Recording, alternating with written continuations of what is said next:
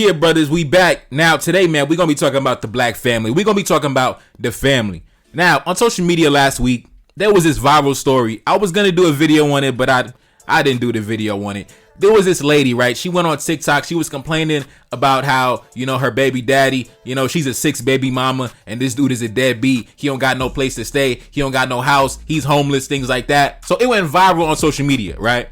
And everybody was going crazy because they didn't understand how this dude got 6 baby mamas. And guess what? We saw pictures of all his baby mamas. And let me tell you, brother, I would say about 4 to 5 out of 6 of them, they look good, bro. They was solid. He had a solid lineup. So everybody didn't understand how this homeless man got 6 baby mamas, of which damn near all of them look good. So I didn't do a video on it because, I don't know, man. My channel got to maintain some level of decency. I can't have that type of content on my channel. 6 baby mamas, man, you're making a black man look bad, bro. You're making a black man look bad. So no, I didn't do a video on it. I did not do a video on it, especially because even the women, you're making the black women look bad. How the hell you became baby mama number 3, 4, 5, and 6? Anyways, we're not going to talk about that. But it sparked a lot of conversation on social media, right? And this lady right here, she was talking about the importance of women choosing the right man, things like that, and the importance of the family structure. So I'm going to play some clips from a couple ladies today, and I'm going to dive in deep on the subject. I'm going to explain to the ladies why your best bet to have the life that you want, the life that you dream of, is to get married to a good man and sail off into the sunset. All that single, independent, I don't need no man. Yeah, be quiet. We're going to shut all that down today. All that getting shut down today. So I'm going to run a clip. I'm going to come back with my commentary. I'm going to play another clip. We're going to dive into some articles. We're going to dive into some information. Let's get it. I'm about to say something, and I know I'm going to get a lot of backlash, but it needs to be said. Black women, we gotta stop having children with men that are not committed to us, okay? And before y'all start with the, oh, Medusa, you got married and now you think you're better than us, stop it. Because I've been preaching this prior to me even getting married. I'm talking to the chrisean rocks of the world, okay? The ones who have children with men who have absolutely no intentions of being involved in their children's life at all, and make it very clear from the jump, all right? I just finished watching Chrisean and Blueface ghetto ass show on Zeus. You got Chrisean's drug addicted mother in the background over here pressuring her into being a single mother. Then you got her mom, her cousins, and her sisters pretty much saying the same thing. But see, they don't see nothing wrong with it because they're single mothers too. This is literally all they know. This is the norm for them. This shit has been normalized for them. That's the fucking problem. I'm here to tell you that being a single mother is not fucking normal. Raising a child on your own is not normal. You didn't create the child on your own, so you shouldn't have to raise the child on your own. I know your mama did it and your mama's mama did it, so now you think that you should do it, and it's not the case. And I wish that somebody would step up and shake some goddamn sense into these women and let them know what the tea is. I'm tired of this shit. But if you don't believe me, look at the facts. Children born to unmarried women have a higher increase in infant mortality. Our marital status negatively affects black women, and it does not affect white women the same. And this is not by coincidence. This is solely by design. Single parents are most likely to be female and black. And most black single women are at a 30% increase of living in poverty, okay? Black women who have children out of wedlock are at an 85% increase of being single parents and raising the child on their own by the time the child is 2. This is not by coincidence. This is by design. And I don't even think I need to touch on the psychological trauma and abandonment issues that come with you only having one parent in your life. Like, come on. We always talking about breaking generational curses and building generational wealth. Well, newsflash, most wealthy people are married. How are you supposed to build generational wealth with no form of stability? Like, come on, y'all. It's time for us to put on our thinking caps. Stop going against the grain. And let me be clear, this is not an attack on single mothers. This is, however, an attack on y'all normalizing and glamorizing single motherhood for black women. Because in actuality, when you really break it down and look at the statistics, all you're doing is normalizing and glamorizing and fetishizing poverty. Because that's really all we have to look forward to. We are literally fetishizing poverty. It's like almost like some of us have like a fucking poverty kink. And it's beyond problematic. We need to stop that shit. I just want to point out that we are statistically putting our children at a disadvantage when we make these decisions. So with that being said, black women, we got to have higher standards for the men that we choose to have children with. And to my older black women like Chrisean's mom and them, stop encouraging the youth to be single mothers just because you did it. Well, I did it, so you can do it. You shouldn't have had to do it. for us to get back to them old days when we was telling men, I'm sorry, you want me to have your babies, you're going to have to put a ring on it. It's time for us to start making these standards, period. It's time for us to start honing in and nurturing the black family, the modern black family. Maybe not the nuclear black family, because I feel like that shit is a bit extreme. But the modern black family with a black mama, a black daddy, two black daddies, two black mamas, however it works. We gotta start doing that. But marriage, I'm sorry, marriage needs to be put at the forefront of a lot of our decisions moving forward. All right, we back. Now, if you've been following my channel, you know I've never been one of those content creators that ever spoke against marriage. You know, I can't do it. I grew up and I seen the benefits of marriage. I experienced the family holidays. I experienced all that, you know, lovely, amazing stuff. So I could never hop on social media, hop online, hop on a microphone, and then speak against marriage. And I also have a bunch of sisters. And hopefully I want one of you good brothers to marry them one day so, you know, you could take them off my hands. So I cannot preach against marriage on the microphone. You know, I don't do that. And I know the benefits of marriage, man. I know just crunching the numbers. Women who are married, women who embrace the family structure, they live a higher quality existence than women who reject it. That's just the facts. And today we're going to discuss that. Now, I'm going to jump into a second clip from another young lady who was responding to that first video. And then I'm going to jump into my commentary. Let's go. She's absolutely correct. And the fact that she's getting hate for telling the truth proves how a lot of you guys would rather be coddled with a lie than be hurt by the truth. It's really sad. Okay. And it proves that we are so very much doomed. We're doomed. Y'all are procreating with men who you know less than 3 weeks. Having whole babies by them. Having babies by men who could care less if you died tomorrow. Right? This is what I'm talking about. You're supposed to only create families with men who have proven they are committed to you, i.e. marrying you or just proving that they are for you. Treating you correctly. But y'all are over here handing out babies like they're candy on Halloween. You get a baby, you get a baby, and you get a baby. Creating broken homes and broken children. Creating broken homes all because you wanted a minute and 15 seconds of pleasure. We have to do better. Now, up on the screen, I have the average earnings of black men in America broken down, starting in the first box, ages 20 to 29, in the second box 30 to 39, in the third box 40 to 49, and in the fifth box 50 to 59. So a black man starting out in his college years up until he's about 30 is earning about $20,000. Then in his 30s, he's earning about, on average, $34,000. Then in his 40s, he's earning about $47,900. And then in his 50s, he's capping out at about $48,000. And that pretty much lines up with the average American citizen. I think the average personal income for the average American citizen is somewhere around the 30,000, maybe 40,000 range. And I think the typical American household is around 50 to 60,000, right? So the average American citizen ain't really balling like that, right? So now when you look at now we're going to take a look at the chart for black women in America, right? Black women starting around their college years till they're about 30, they earn about $19,200. Then in their 30s, it's about $31,400. Then in their 40s, it's about $38,700. Then around their 50s, then it's about $42,600. These are the average earnings of, blacks in America. And that's all blacks, not just African Americans, all blacks from, wherever you from. We all thrown in the same box. Now, let's jump into the article. African Americans, who in many categories have the greatest gender economic equality, have the greatest gender wealth disparity, though still having little wealth compared to whites. Single black men's median wealth was $10,100 compared to single black women's median wealth of $1,700. Single white women have slightly higher median wealth levels than single white men. Single white women's wealth is estimated at $81,200 compared to single white men at $78,200. Hispanics have the lowest wealth when examining single men and women. Single Hispanic men's median wealth was $4,200 compared with single Hispanic women's median wealth of $1,000.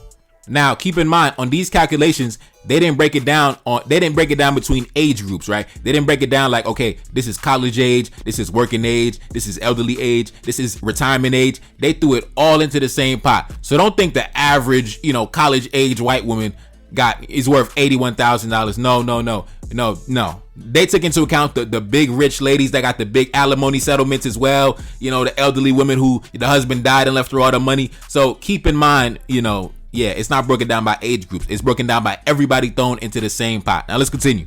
In 2019, the median white household held $188,200 in wealth, 7.8 times that of the typical black household, which held $24,100 in wealth.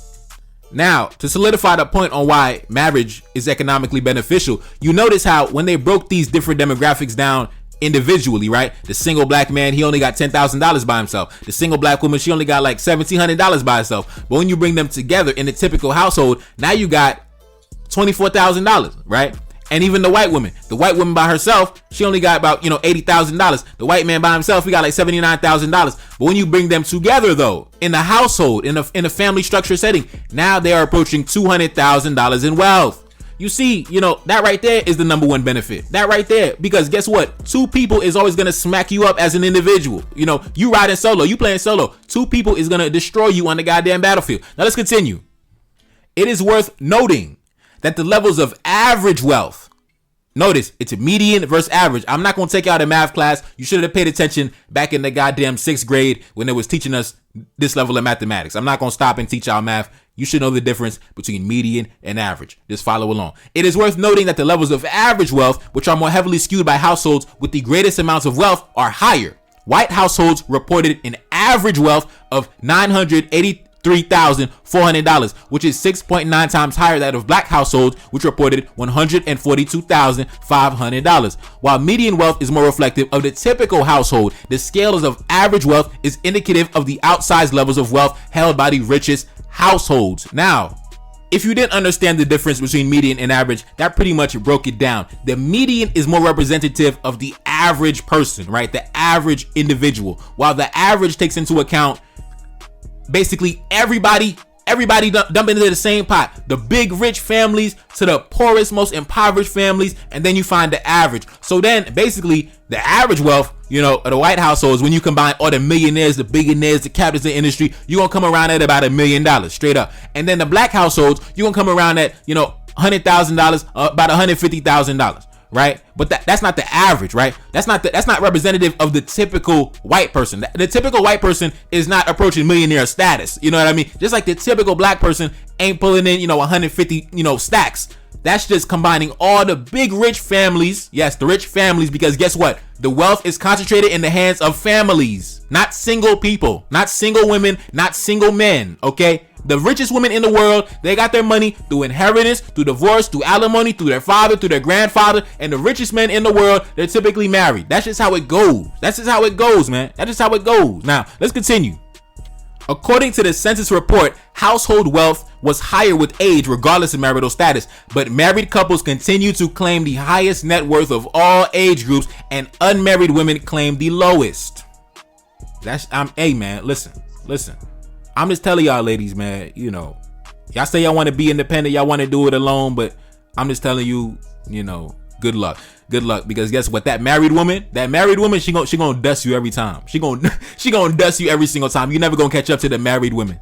You're never gonna catch up to the married women. The married women, they're the richest demographic of women. They're the most successful, the most comfortable demographic of women walking the face of the earth, man. That's just a fact of the matter, man. When you got a goddamn man waking up every goddamn day, getting to it, grinding, working hard, you're never gonna catch up to that. You're never gonna catch up to the married women. The married women always gonna be in first place. Let's continue.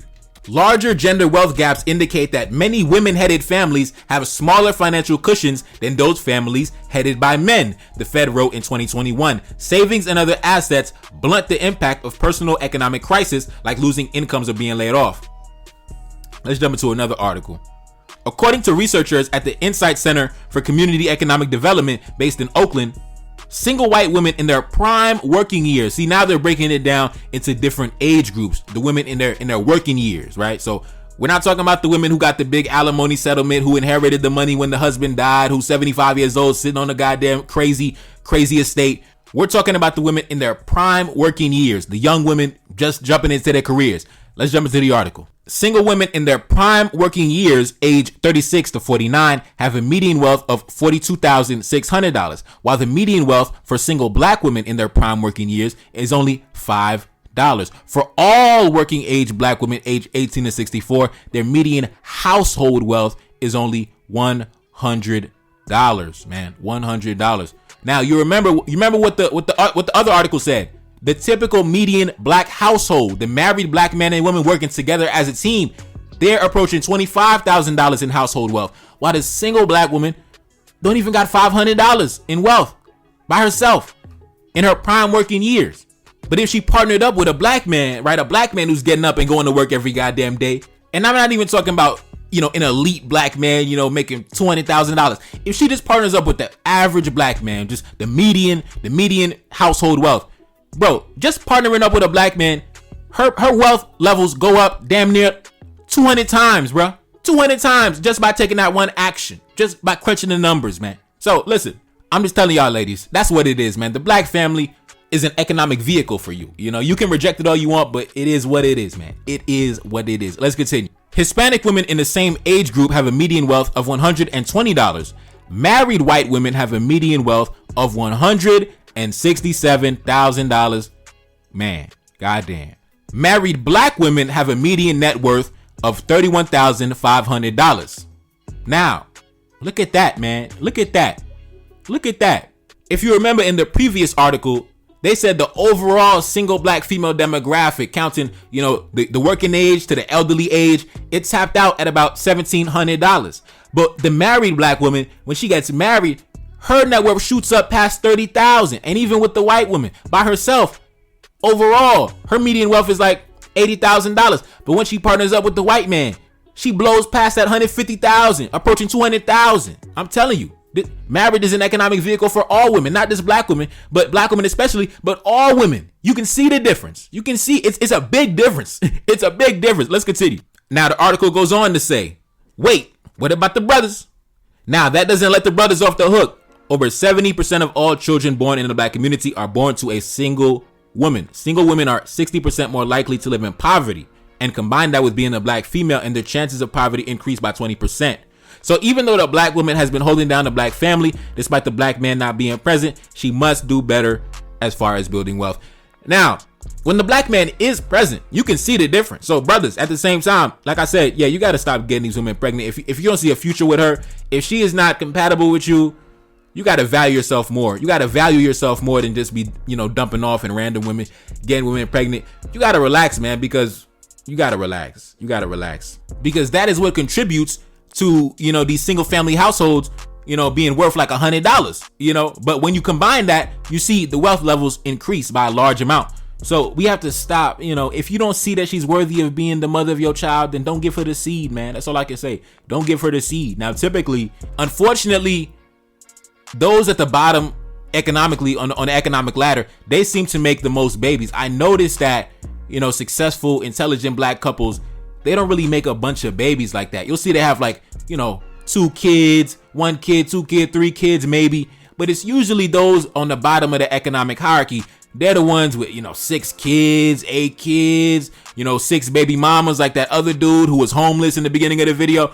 They're the ones making a bunch of kids, and that's dropping our wealth levels down, bro. They're dragging us down. It's overall, when they crunch the numbers, they're the ones dragging us down. That's why black wealth is going down. Even though we got a lot of black men making a lot of money, a lot of black men, high up on the economic ladder, but a lot of brothers are dragging us down though. So brothers, you gotta relax, man. You gotta relax. If you don't see, that's why on my channel I always talk about, bro, you have to vet the women that you are gonna deal with. I always talk about that, bro. We always have these conversations on my channel because that is important. You gotta vet. Make sure the woman you are gonna deal with is gonna be compatible with you. Make sure she is qualified to be the mother of your children, the wife, the matriarch of your family. That's a big deal. That's a big deal. Stop making these broken families. Let's continue. Now, to solidify my point about how the family structure can be an economic vehicle for women to rise up the ranks in society and live a prosperous existence, I'm going to run down the list of the richest and most powerful women walking the face of the earth.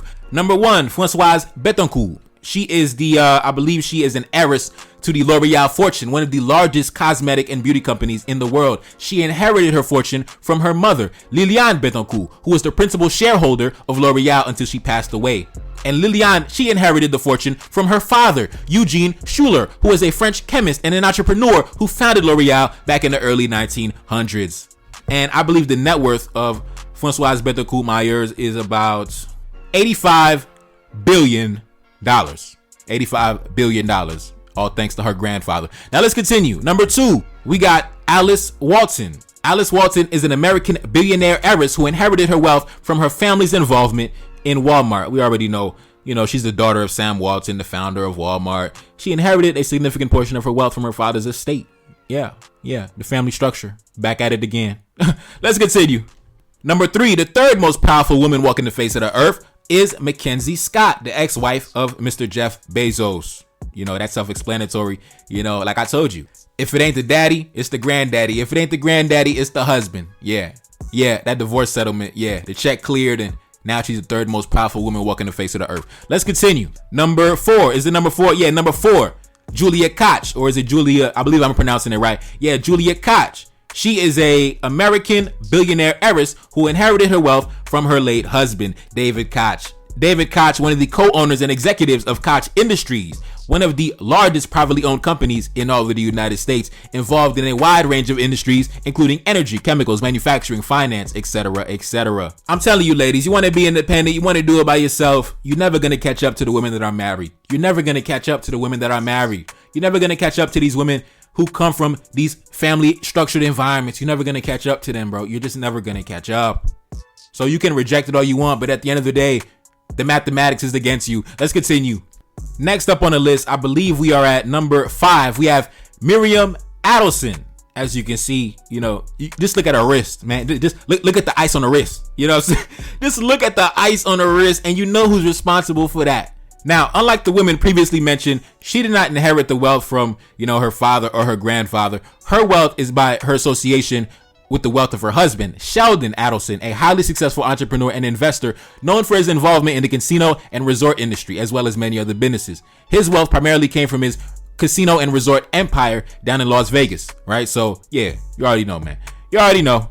I'm telling you, I don't see any independent women on this list. I don't see any city girls on this list. I see a bunch of, you know, wives and daughters and that's all I see on this list. Anyway, let's continue. Oh, damn. I forgot to mention the net worths of these women that I only mentioned the net worth of the first woman. Damn. Okay. Alice Walton, she got a net worth of $61 billion. Mackenzie Scott, she got a net worth of $53 billion.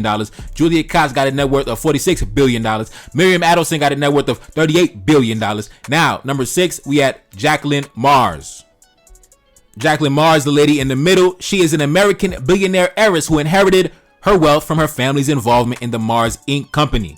Mars Inc. is a privately held global confectionery, food, and pet care conglomerate known for brands such as Mars, M&M's, Snickers, Pedigree, among others. Her father and grandfather were instrumental in building the company's success. I repeat, her father and grandfather were instrumental in building the company's success. The family structure, back at it again. Let's continue. Next up on the list, we have Yang He-yan. I can't really pronounce it. She's a Chinese billionaire businesswoman who earned her wealth through inheritance and her involvement in the real estate industry.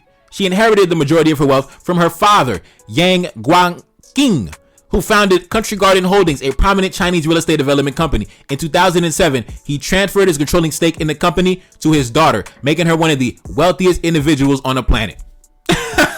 Man, back at it again. The family structure, back at it again. Pops told her, hold that. And guess what? My younger sister, when she gets of age, my pops got something for her too. Yeah. My pops gonna tell my younger sister, hold that. Yeah. My sister, yeah. My younger one, yeah. Trust me. She gonna be up there. She gonna be up there when she gets older. Let's continue. Oh yeah, and Yang Yingwan, she has a net worth of $29 billion. Next up on the list, number 8, we have Susan Clatton, coming in at $27 billion. Susan Clatton inherited her wealth from her parents and their involvement in the German multinational corporation, the BMW Group. Man, shout out to Susan Clatton. Shout out to your family, because guess what? Yeah, that 7 Series, yeah. Since I was a young boy, since I was 9 years old, that'd been my favorite car, the BMW 7 Series. It don't even matter the generation, man. Going all the way back to goddamn 2004.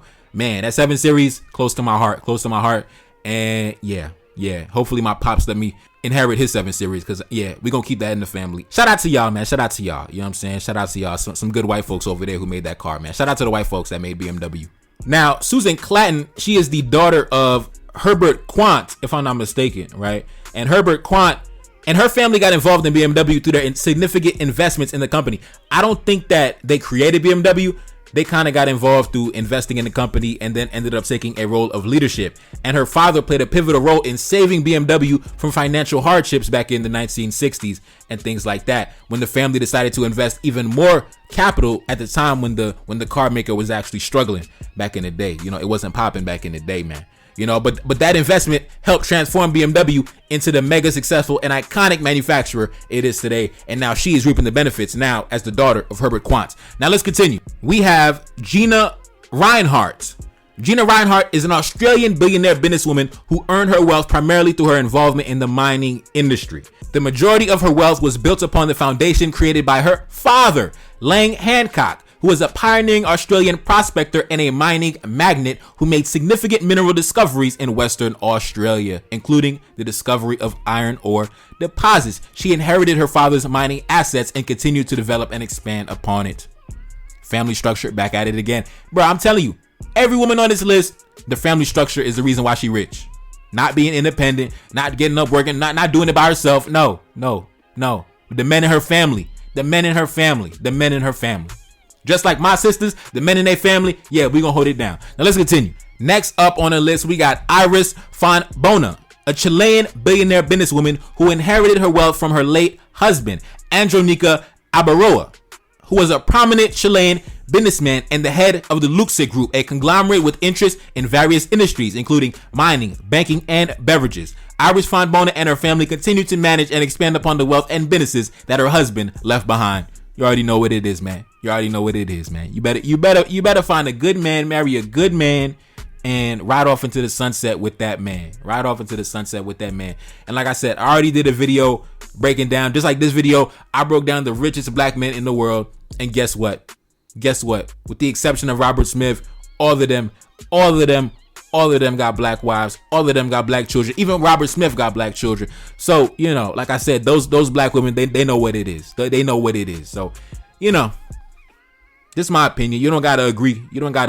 And like I said, you don't gotta marry an elite man. Just marrying a regular man that works hard, gets up every day, is consistent, is disciplined. That right there is gonna upgrade your existence tenfold, 20-fold, 100-fold. That's a fact. Anyway, it's your boy Neferkari Desaline back in the building. Yes, indeed. Cash App up on the screen, and I'm gone. Peace. Reincarnated, I'm back in original fashion. I left on a horse and came back in the ass, and I left with abundance and came back to famine. We used to be pyramids, now we be rapping. Look how the mighty have fallen. Used to be running, now we be walking. When you be cooning, that's when they applauded. Selling your soul, your sons and your daughter. Gotta come up in this shit, they stuck in the mix. Really, my heart to be breaking. That's why I'm stacking that paper and handle my business. Pass it down in generation. Talking about money and power and building a nation. That's a deadly combination. Never be watching the TV, they pushing agendas, falsifying information. Know they got malice intentions. Step in the room and I'm feeling the tension. Enemy watching, he blocking my vision. Pay for the check cause I need my redemption. Building my kingdom, I need it protected. Ready for war like a young Money Congo.